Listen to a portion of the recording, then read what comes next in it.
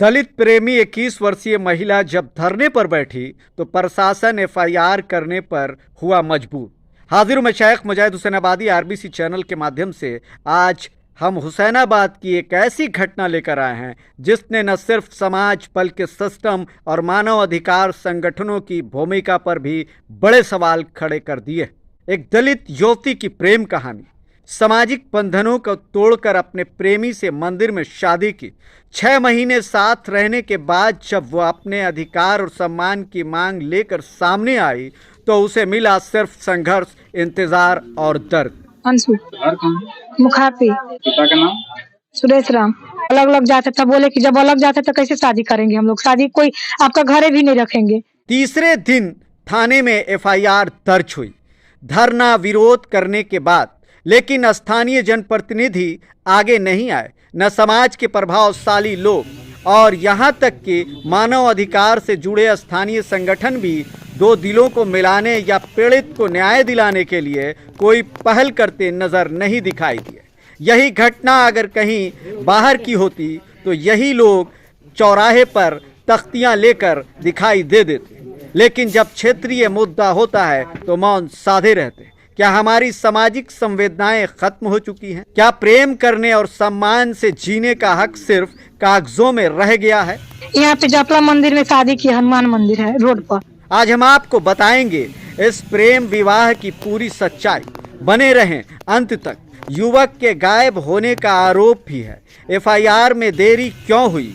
सवाल ये भी है। पुलिस, समाज और मानव अधिकार संगठन की भूमिका पर उठते सवाल और पीड़ित लड़की की दर्द भरी कहानी, सब कुछ ओसी की जुबानी। हाथ काटने के बात करने लगे, चाकू की ब्लेड था हाथ में उनकर, हाथ काटने की बात करने लगे तो हम नंबर ले लिए। वही गलती हो गया कि नंबर उनका ले लिए। 6ठा महीना में 10 तारीख है, वो घरे कोई नहीं थे और जाने की कोई घरे नहीं है तब हमारे घर में आ गए। दोपहरिया के टाइम था, कोई नहीं आती, रोड पर भी नहीं थे कोई। हाँ, मुखापी गाँव में घर में आ गए। उन लोग दोनों भाई थे, फिर मुकेश और शिवरंजन दोनों थे और वहाँ पे घर में चल गए। और घर में आती उन्हें मुकेश अलग खड़ा थे, वही शिवरंजन बोलने लगे चलो बाहर, आती भागने के लिए बोलने लगे शादी करेंगे। तो हम बोलने लगे कि जा, तो पहले ही पूछे थे तब बोले कि अलग जात हैं। मारे पीटे ना, तब फिर हम तब जिद में आए कि ठीक है, अब जहाँ अभी आप रखिएगा, रखने के लिए तैयार है तब ठीक है, हम रहने के लिए तैयार है। वीडियो को अंत तक जरूर देखें क्योंकि ये सिर्फ एक व्यक्तिगत मामला नहीं है बल्कि हमारे समाज का आईना है जो दिखाता है कि आज भी एक दलित युवती को कितना संघर्ष करना पड़ता है जब प्रेम के जाल में वो फंस जाती है और उसका दोहन होता है। सामूडीह निवासी शिवरंजन यादव, पिता अशोक यादव, उम्र 22 वर्ष और गढ़वा जिला के कांडी थाना क्षेत्र की 21 वर्षीय दलित युवती के बीच प्रेम संबंध हुआ। दोनों ने समाज को बताए बिना बंधनों को चुनौती देते हुए मंदिर में धार्मिक रीति रिवाज से शादी की तथा करीब 6 महीने तक एक साथ रहे। घर में रहकर किराए पर जीवन बसर किया। शादी के बाद शुरू हुआ संघर्ष।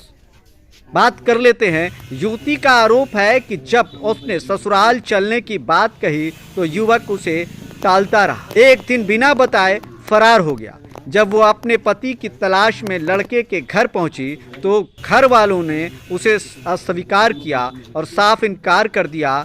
न्याय और अधिकार की गुहार के लिए मजबूर युवती वहीं धरने पर बैठ गई। मामला स्थानीय मीडिया और के सामने आने के बाद हुसैनाबाद थाना को खबर पहुंची। थाना में गए लेकिन वहाँ कुछ भी नहीं हुआ। वहाँ से डायरेक्ट बोले कि घरे जाओ, उसका घरे जाओ। यहाँ आने के बाद सब कोई दबा के हमको रख रहा है कि अति हम मार देंगे, झूठ बोलेगी तो मारेंगे। उनका पापा मारने के लिए पैना उठाए हैं। उनका अति भाई बोल रहे हैं कि नेटी दबा देंगे। एगो उनका बहन है, चचेरा बहन, वो मारने के लिए तैयार हो गई। अगे तगे सब बोल रहे हैं कि यहाँ से भाग जाओ, यहाँ जाओ। सोमवार की रात उसकी एफआईआर दर्ज की गई। आरबीसी चैनल ने जब हुसैनाबाद की महिला थाना प्रभारी पार्वती से बात की तो उन्होंने पुष्टि की कि युवती की शिकायत एफआईआर में तब्दील हो चुकी है। पुरानी आवेदन भी आया सामने। इस जांच के दौरान यह भी सामने आया है कि युवती जब कुछ महीने घर से पहले प्रेमी के साथ भागी थी तो उसके पिता ने कांडी थाना में गुमशुदगी का आवेदन दिया था। अब ये पूरी घटना न सिर्फ एक पारिवारिक या प्रेम संबंधी मामला नहीं है, बल्कि सामाजिक राजनीतिक संवेदनशीलता का विषय बन चुकी है। स्थानीय जनप्रतिनिधि द्वारा कोई सहायता न मिलना क्या उनके दायित्वों का प्रश्न चिन्ह नहीं लगता? अंतरजातीय विवाह करने वाली युवती के साथ इस तरह का व्यवहार समाज की चुप्पी, सामाजिक रूढ़ियों को उजागर नहीं करता? यदि विवाह मान्य था तो पति और युवती को छोड़कर फरार होना क्या यह कानूनी अपराध की श्रेणी में नहीं आता? अब तक कोई गिरफ्तारी नहीं हुई है। समाचार बताए जाने तक इस मामले में किसी गिरफ्तारी की बात सामने नहीं आई है। युवती न्याय की उम्मीद में अब भी प्रशासन की चौखट की टकटकी लगाए हुए बैठी है। ये घटना सिर्फ एक प्रेम कहानी का टूटना नहीं, बल्कि आज की उन परतों को उजागर करती है जहां प्रेम, जाति, कानून और राजनीति एक दूसरे से उलझ जाते हैं।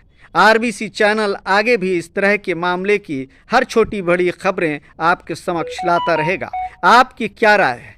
क्या युवती को इंसाफ मिलना चाहिए या नहीं? अंतरजातीय विवाह सही है या गलत, इस पर भी अपनी प्रतिक्रिया ज़रूर देंगे। प्यार करना था तो सब ठीक था, प्यार जब गले की फांस बन जाए तो भागना क्या उचित था उस लड़के का? ये भी बताएंगे। अगर मेरे नए दर्शक हैं तो मेरे चैनल को सब्सक्राइब कर लीजिएगा। एफबी पर देख रहे हैं तो फॉलो कर लीजिएगा। ट्विटर हैंडल पे हैं तो शिकायत अपनी दर्ज ट्वीट के अंदाज से कीजिएगा। अभी के लिए बस इतना ही। बने रहिए आरबीसी चैनल पर बेहतर खबरों के लिए। हम कराते रहेंगे हर हकीकत से रूबरू।